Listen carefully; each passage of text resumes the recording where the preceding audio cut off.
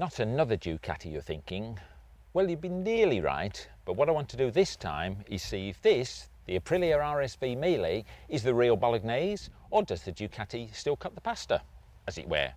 Now, I know what you're thinking, this is a foggy rep, but for the purpose of this exercise, it's not. This is a 996 Biposto, trust me. First thing you notice is that the Mille looks and feels much bigger than its direct rival, a 916, or if you like, a 996. It's lighter, but physically bigger all round. Next thing you'll notice as you fire it up is a very non-Ducati engine beat. And the next thing you'll notice is hedgerows passing at a ridiculous rate of knots. Yes, this is a serious contender in the top V twin stakes, but it's very different to the Ducatis, the Honda Firestorm and the TL1000 Suzukis, because it's got an engine with a 60-degree V, whereas the others are all at 90 degrees. Why? Well, because a 60-degree engine makes it more compact.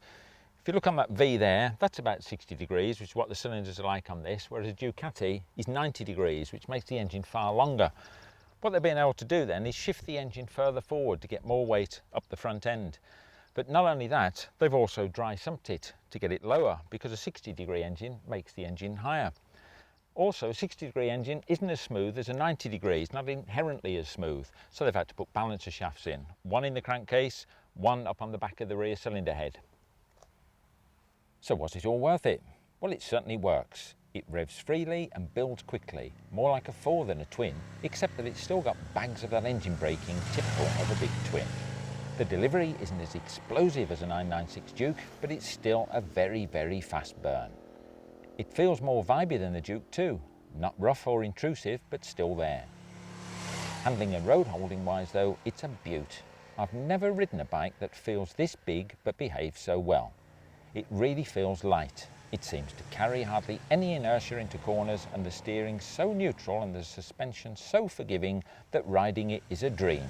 The Ducati on the other hand lets you know it's a racer on the road.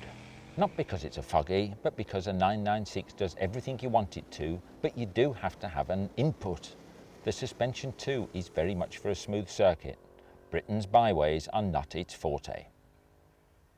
Now, comparing these two side by side, the Aprilia looks a monster compared with this. Look how tiny it looks. This impression is given for a start off by the handlebars. They're 50mm wider across, which is quite a lot, and you can actually feel that difference. The seat height, this is for tall riders really, 825mm high, Ducati 790. Weight-wise though, it's the Aprilia that's much lighter than Duke, 189 kilos, 200 kilos, quite a difference. But if you look from the back of the bike, you can actually see how much slimmer the Ducati is, especially this tank tucked in, than the Aprilia. And then come to these seats. And talking about seats, this one is much, much broader than this one, and it's more plush as well. Very skinny little seat there. You see, in the real world that we ride in, the Aprilia is much more civilized and more usable as a road bike. It's got all the performance you could ever need, but it's also got comfort. The seat's bigger, the fairing's bigger, and it's altogether more relaxed. The Ducati, on the other hand, is like a hyperactive kid, all wound up, taut and touchy. So how do you choose? Well, visually there's a hell of a difference. The Ducati is Italian style, perhaps as in the city of Pisa, whereas this is more Italian-American as in pizza, especially these backlights. Studebaker, Flash Gordon mixed together. But mind you, there are some nice touches. This swinging arm, which you can see actually better from the other side, is a beautiful piece of work of art. All fabricated aluminium, absolutely sculpted chain running through. It really looks neat.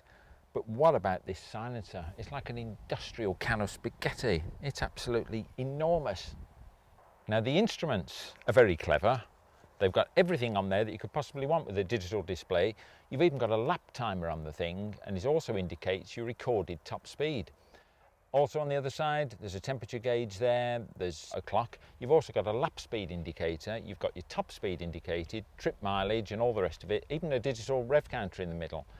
But I must say the designer must have had an off day. These weren't designed, I think they just happened. Now, when you look at the Duke, although it's been around for 5 years now, it at least looks as though all of these things were thought about, from the headlights, through the instruments, to that beautiful exhaust system. What a dilemma. Both brilliant bikes, both with all the toys, Brembo brakes, fully adjustable suspension front and rear, very similar specs in so many ways. It's all down to you. For me, it's simply down to lust, and for that it's got to be the Duke. Impractical, temperamental, excitable, isn't that the very essence of being Italian? On the other hand, if you're more practical, you could save yourself £2 on a 996 Biposto at 11,750 and have a very satisfying Mille for 9,699.